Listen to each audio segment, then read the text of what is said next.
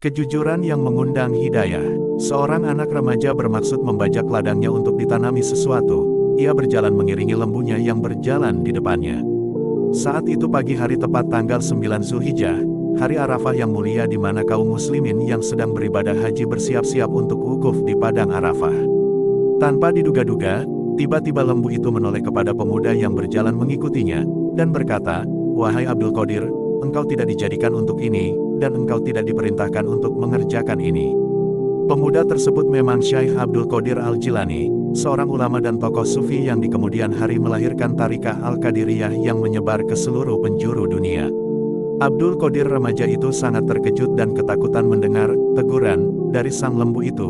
Ia berlari pulang dan bersembunyi di sudut loteng rumahnya. Ia merenungi peristiwa yang baru saja dialaminya, tetapi lagi-lagi ia melihat peristiwa luar biasa. Dari tempatnya tersebut, ia melihat pemandangan orang-orang yang sedang bergegas berangkat ke Arafah untuk melakukan wukuf, padahal tempat tinggalnya tersebut sangat jauh dari Makkah, yakni di Jilan, di tepi sungai Dajlah di daerah Tabaristan, termasuk wilayah Irak sekarang ini. Abdul Qadir yang memang cerdas itu langsung bisa menangkap isyarat dari apa yang dialaminya secara beruntun tersebut. Ia mendatangi ibunya, orang tua yang tinggal satu-satunya yang sangat dipatuhinya itu, dan berkata, "Wahai ibu, serahkanlah aku kepada Allah dan izinkanlah aku pergi ke Baghdad untuk menuntut ilmu dan berziarah kepada orang-orang solih di sana."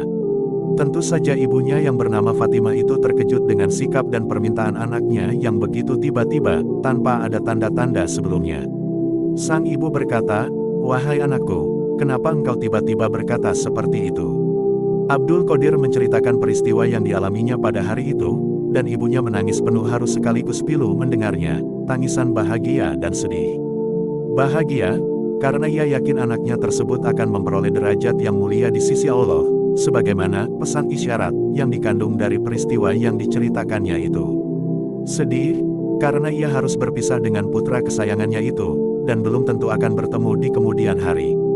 Tetapi sebagai seorang ibu yang solihah, ia merasa bahwa sudah merupakan kehendak Allah anaknya akan menjalani kehidupan terpisah dengan dirinya, karena itu ia harus merelakan dan meridhoinya. Fatimah mempersiapkan segala sesuatunya untuk kepergiannya anaknya tersebut. Ia juga telah menghubungi kafilah dagang yang akan berangkat ke Baghdad untuk menitipkan Abdul Qadir kepada mereka hingga sampai di sana. Sebelum meninggal, suaminya itu telah mewasiatkan 80 dinar untuk keperluan dua anaknya saat dewasa. Karena itu ia mengambil 40 dinar untuk bekal Abdul Qadir. Ia membuat saku rahasia pada bajunya di bagian bawah ketiaknya, dan meletakkan uang tersebut dan menjahitnya sehingga tidak mungkin jatuh atau hilang dari baju anaknya. Pada waktu yang ditentukan kafilah akan berangkat, ibunya berpesan kepada Abdul Qadir untuk selalu berkata benar dan berlaku jujur dalam keadaan apapun. Ketika ia berangkat dan mengucapkan selamat tinggal, ibunya berkata, "Berangkatlah wahai anakku. Aku telah menitipkan engkau kepada Allah.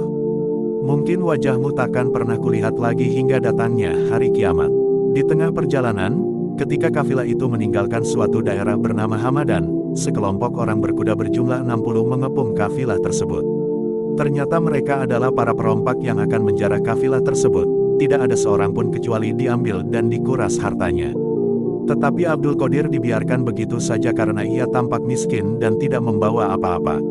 Ternyata, ada salah seorang perompak yang secara iseng bertanya kepadanya, "Wahai anak yang miskin, apakah engkau membawa sesuatu?" Abdul Qadir berkata, "Saya memiliki 40 dinar." "Di mana?" tanya perompak itu. "Terjahit di dalam saku di bawah ketiakku." Tampaknya perompak itu menganggap Abdul Qadir bergurau atau hanya mengejek, karena itu ia tidak mempercayai atau menanggapinya secara serius. Bisa dimaklumi, dinar adalah uang emas. Satu dinar itu hampir 4 gram emas dengan kadar 22 karat. Kalau 40 dinar, berarti hampir 160 gram emas. Dengan kurs sekarang, seandainya 22 karat harganya sekitar 250 ribu rupiah, berarti senilai 40 juta rupiah. Dengan penampilan seperti itu, tentu saja ia tidak percaya Abdul Qadir mempunyai uang sebanyak itu. Beberapa orang perompak lain yang melihatnya sempat menanyakan hal yang sama, dan Abdul Qadir tidak pernah merubah jawabannya. Ketika para perompak berkumpul di depan pimpinannya, mengumpulkan hasil jarahannya, sang pemimpin berkata, "Apakah harta mereka sudah kalian ambil?" "Sudah semua, Hanya saja ada seorang pemuda yang tampak miskin mengaku memiliki 40 dinar, tetapi saya tidak mempercayainya.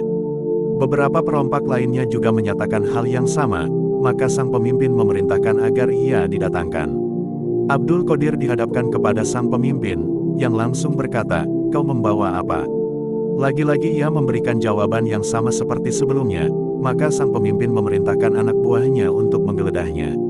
Mereka menemukan 40 dinar itu tepat seperti yang dikatakan Abdul Qadir. Sang pemimpin tampak tercenung tak percaya melihat anak muda di depannya.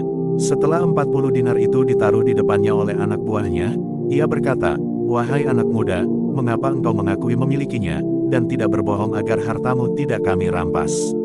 Abdul Qadir berkata, "Ibuku berwasiat agar aku selalu berkata benar dan berlaku jujur dalam keadaan apapun, dan aku tidak akan pernah mengingkari janjiku kepada beliau." Pemimpin perompak itu langsung menangis mendengar jawaban Abdul Qadir, dan berkata sambil terisak-isak, "Engkau tidak pernah sekalipun mengingkari janjimu kepada ibumu, sedang aku telah bertahun-tahun mengingkari Allah, selalu menyalahi dan melanggar larangan Allah. Mulai saat ini aku bertaubat kepada Allah." Para anak buahnya yang memang ikut terperangah kagum dengan kejujuran Abdul Qadir itu, berkata kepada pimpinannya, "Engkau adalah pemimpin kami dalam kejahatan perompakan, maka engkau adalah pemimpin kami pula dalam bertaubat." Para perompak yang bertaubat itu mengembalikan hasil jarahannya kepada kafilah tersebut, dan mengakui Abdul Qadir yang masih muda, bahkan belum mulai menuntut ilmu itu sebagai gurunya dalam kebaikan karena kejujurannya.